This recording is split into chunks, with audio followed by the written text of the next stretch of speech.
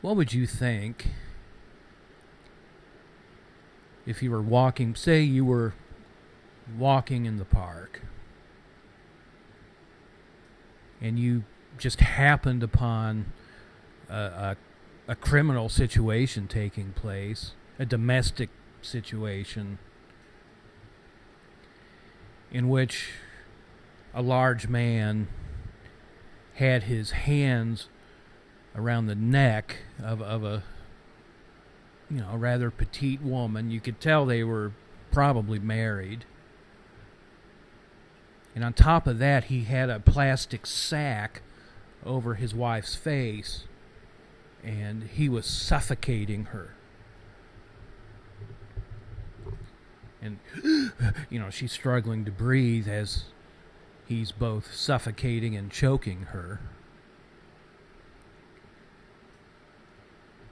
What if you stumbled upon a situation like this? And you had a choice to apply force or pressure in this situation to rectify it. Who would you apply the force upon, and how would you apply it?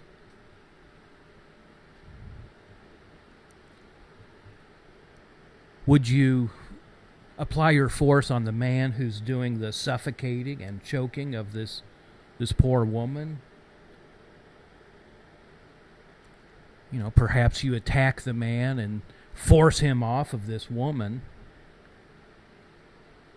using brute force if you have to, using physical force. Or would you apply pressure and force in a way that you would grab the woman and pull her off of the man and get her as far away from the man as you possibly could? Would you apply your force that way?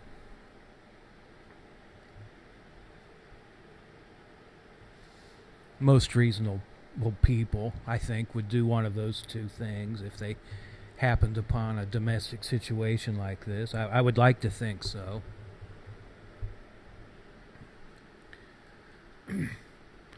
Unfortunately, much of the modern church would take a different approach to a situation like this. They would apply pressure, they would apply their force on the woman who is being choked and suffocated, and would tell her, listen, honey, you need to quit struggling. You're struggling to get away from this man who's attempting to kill you, is making this man angry. You're making him mad with your efforts to resist, and that's the reason he's killing you. You're the result. You are the cause of his anger.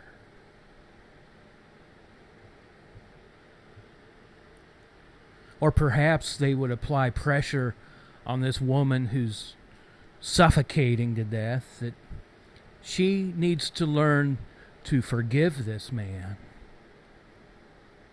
This is why he's killing her. And even if he is killing her, to be a good submissive woman, to be a good submissive wife, requires her to forgive, lest a root of bitterness spring in her heart. You ever heard that bullshit?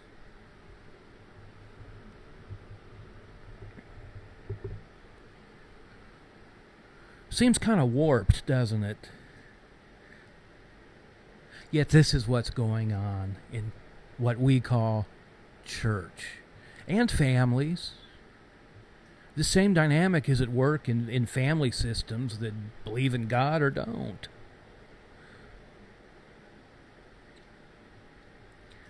Misapplied pressure. Misapplied force. I see very little pressure placed on abusive people to change their ways. Do you? Do you see much pressure or force placed upon evil, wicked, malignant people? Coming from society? Coming from church? Or coming from family systems? Do you see it? No. I see so little of it, I don't even know what it looks like. And this is a shame on me. I really don't, I don't know how to apply legitimate, effective pressure on an abuser just to let him know what kind of trouble and situation he's really in.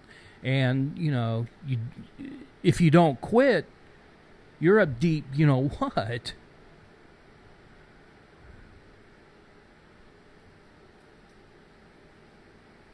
You know who we put pressure on?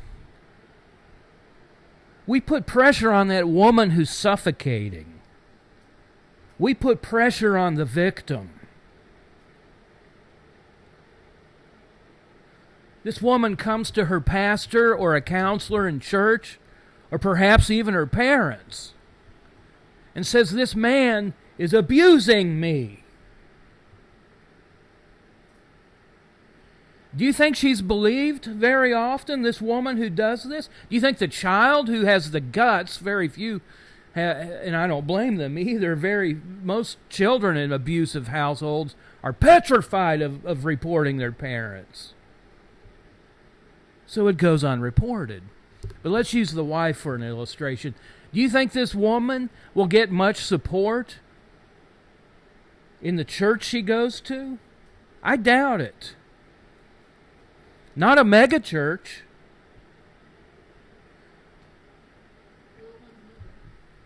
Huh? Little ones? Yeah, little ones either. Absolutely. Because there seems to be a mindset in the modern church of, I don't know what to call it. The only thing that comes to my mind is a Beatles song that I really detest, called "All You Need Is Love."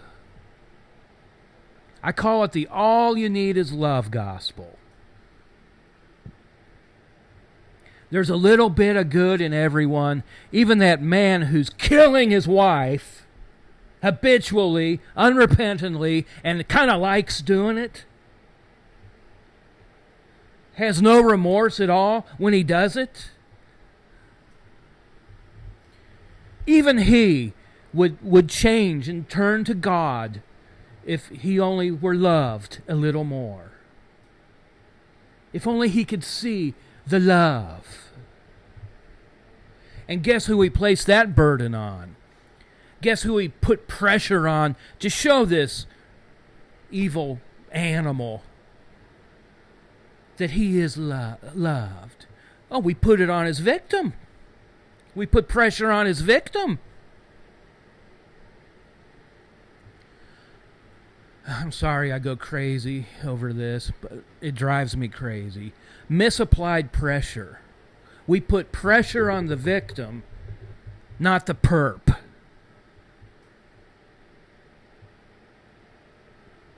Am I making sense? Do you think so? You tell me if I wasn't.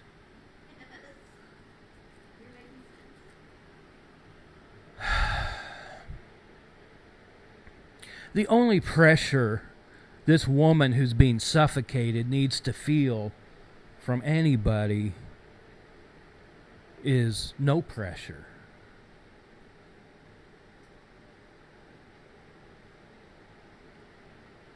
We can start with that. Let's not put any pressure. Let's not compel the victim to do anything. Why don't we just listen to them and have some compassion on them? And believe them. That would go a long way, just to believe them. I'll tell you what else would go a long way, if we would validate the knowing that they have within their own heart that this man who's destroying me is evil. He's beyond redemption.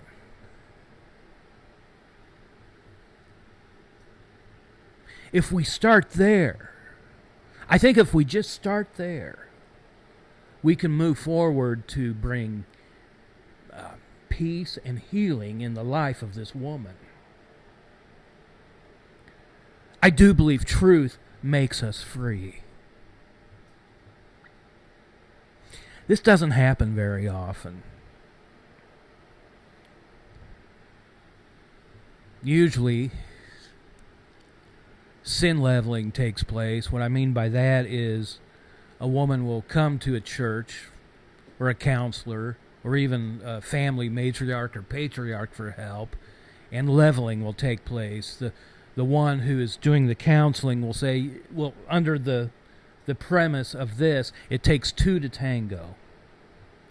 Yes, I realize your husband is suffocating you to death, but, you know, there might be a reason why. You need to check your own heart. You need to look at yourself too, victim.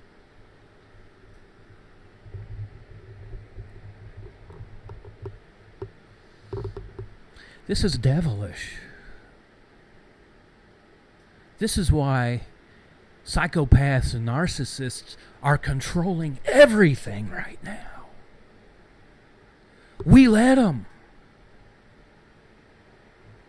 The salt of the earth turned into the sugar of the earth. We're sweet.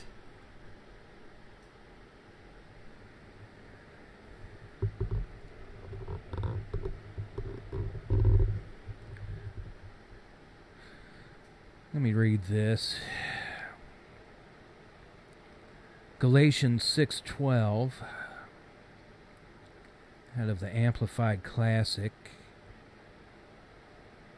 And Paul is talking about circumcision, which is a vain outward expression of faith.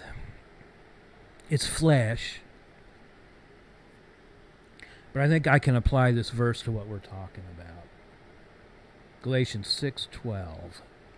Those who want to make a good impression and a fine show in the flesh would try to compel you to receive circumcision simply so that they may escape being persecuted for allegiance to the cross of Christ. I'm going to word it this way, and I don't think I'm taking anything away from it.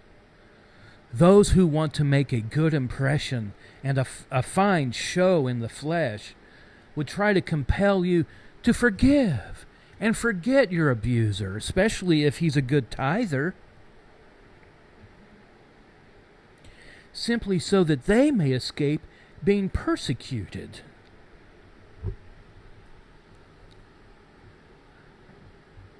I'll tell you why I think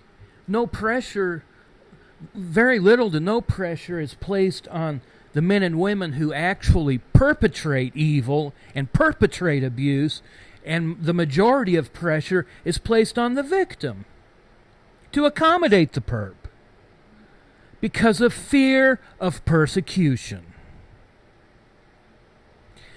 It takes a hell of a lot more guts to confront a wicked, evil, malignant man who pays his tithes than a victim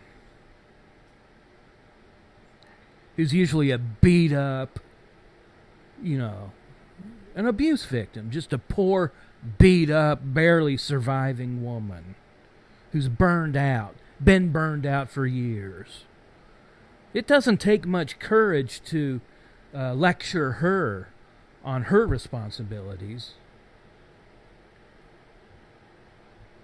But a big, full of himself bully, try lecturing him on his responsibilities and see what you get. Takes a little more guts, doesn't it?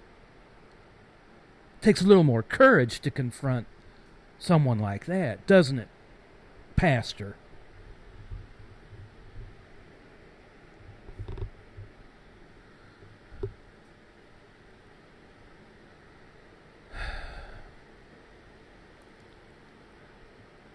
I'm just going to say it. It's because most leaders in the modern church are cowards. Can I say that? Do you think it's true? Yeah. I think they're cowards.